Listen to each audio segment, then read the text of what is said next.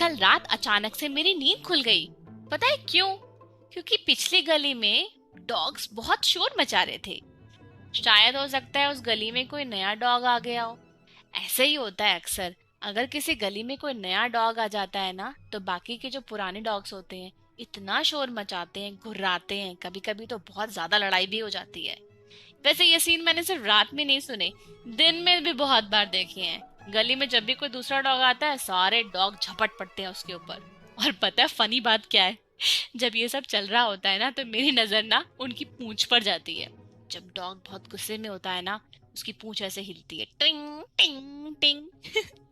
ना सिर्फ गुस्से में उसकी पूंछ हिलती है, बल्कि जब डॉग बहुत हैप्पी भी होता है ना, तब भी उसकी पूंछ हिलती है। तुम गौर करना, अगर किसी के घर में डॉग रहता है और जब तुम उसके साथ बात करोगे, तब भी वो प्यार से अपनी पूंछ हिलाएगा। यानी कि बहुत खुश होने पर भी वो पूंछ हिलाता है और बहुत गुस्से में आने पर भी वो पूंछ हिलाता है। पर ऐसे होता क्यों है?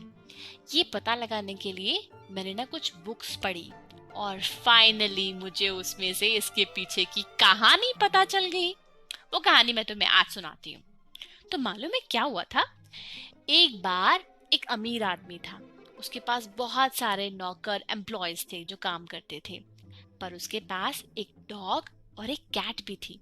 वो सबसे ज्यादा भरोसा उस डॉग और कैट पे करता था। फिर एक दिन उस आदमी की बेटी का बर्थडे था और वो अपनी बेटी को गिफ्ट देना चाहता था। पर उसकी बेटी वहां पे साथ में नहीं रहती थी, वो कहीं दूर रहती थी। तो उसने अपनी बेटी के लिए एक मैजिक रिंग खरीदी और फिर उसने डॉग और कैट को अपने पास बुलाया और बोला कि ये मेरी बेटी का बर्थडे गिफ्ट है। मैं चाहता हूँ कि तुम इसको संभाल के रखो और इसको वहां तक पहुंचा दो। वो रिंग देखेगी तो समझ जाएगी कि उसके पापा ने उसके लिए गिफ्ट भेजा है। और ये बोलकर उसने रिंग कैट को दे दी और फिर डॉग को बोला, तुम कैट के साथ जाओ और इसका ध्यान रखना, कुछ भी नुकसान नहीं होना चाहिए। डॉग और कैट दोनों ने अपनी गर्दन हिलाई और दोनों चल पड़े गिफ्ट पहुंचाने के लिए। अभी सब बढ़िया चल रहा था। दोनों रास्ते में खूब सारी बातें कर रहे थे, टहल रहे थे और चलते चलते चलते एक नदी आ गई। अब उनको नदी को क्रॉस करना था, लेकिन वहां पर ना तो थी बोट और ना था ब्रिज। अब बताओ नदी कैसे पार करेंगे? तैर कर जाने के अलावा उनके पास कोई और ऑप्शन था ही नहीं। तो उन्होंने सोचा तैर के चले जाते हैं। डॉग ने कैट से बोला कि तुम ऐसे करो, ये रिंग मुझे दे दो, क्योंकि तुम उतना अच्छा स्विमिंग नहीं करती हो जितना कि मैं करता हूँ। कैट ने मना कर दिया। कैट ने बोला, नहीं, पर रिंग को संभालने की जिम्मेदारी तो मेरी है, मैं तुम्हें रिंग नहीं दूंगी। डॉग को ये सुन के थोड़ा सा गुस्सा आ गया और डॉग जोर से घर्राया कैट की तरफ।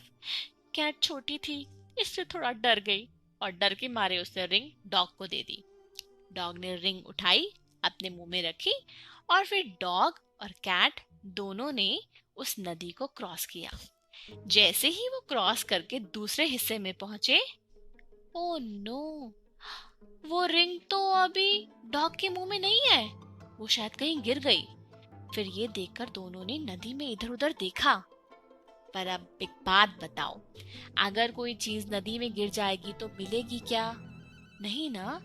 उनके साथ भी वही हुआ। उन्होंने तलाशने की कोशिश करी, लेकिन रिंग उनको नहीं मिली।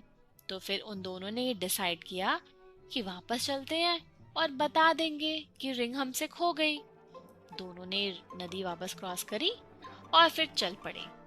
जैसे ही वो घर के अंदर घुसने वाले थे, तभी डॉग रुक गया और वो कुछ सोचने लगा। कैट डॉग को देखकर ये सोच रही थी कि आज तो चल अंदर, आज तो तुम्हारी पिटाई हो सकती है और बहुत डांट पड़ेगी तुम्हें। और वो मनी मन बहुत हंस रही थी। डॉग ये सोच रहा था कि मैं अगर अंदर जाऊंगा तो बहुत गुस्सा करेंगे मेरे ऊपर, मैं क्या जवाब दूंगा। और डॉग ने फिर आव देखा ना था, वहां से चला गया बिना कुछ बताए। और कैट को समझ ही नहीं आया, अरे कहाँ चला गया, मुझे बताया भी नहीं। पर जो भी हो, कैट फिर अंदर गई।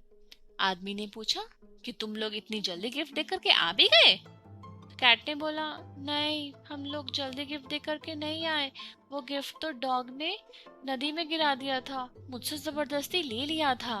और उसने ऐसे दो चार बातें बना बना के बोली कि आदमी को गुस्सा आ गया, और आदमी ने अपने सारे एम्प्लॉयज को बुलाया और कहा कि जल्दी जाओ और उस डॉग को ढूंढ के लाओ, मुझे उसे पनिश करना है। और पनिश में मैं क्या करूंगा? कैट बोली, आप उसकी पूंछ काट देना। आदमी बोला, हाँ ये सही है, तो उसके पनिशमेंट में उसकी पूंछ काट दूंगा मैं, जाओ उसको ढूंढ के लाओ। कैट मन ही मन खुश हो रही थी कि आज तो पता चलेगा उसको, आज पता चलेगा। लेकिन सारे एम्प्लॉयज उस डॉग को ढूंढते रहे, डॉग नहीं मिला। सारे एम्प्लॉयज वापस आ गए। आदमी को अभी भी बहुत गुस्सा आ रहा था, तो आदमी ने बोला, कोई बात नहीं, आज नहीं मिला है, कल ऐसे करना, तुम जितने भी हमारे पास डॉग्स हैं और आसपास के डॉग्स हैं, सबको ये बात बोलना कि वो डॉग कहाँ है मेरा पता लगाए, ताकि मैं उसको पनिश कर सकूं और फिर मैं उसकी पूंछ काट दूंगा। और फिर अगले दिन सारे डॉग्स में ये बात फैल गई और सब डॉग्स उस वाले डॉग को ढूंढ रहे हैं। और पता है, कहते हैं आज तक वो उस डॉग को ढूंढ रहे हैं।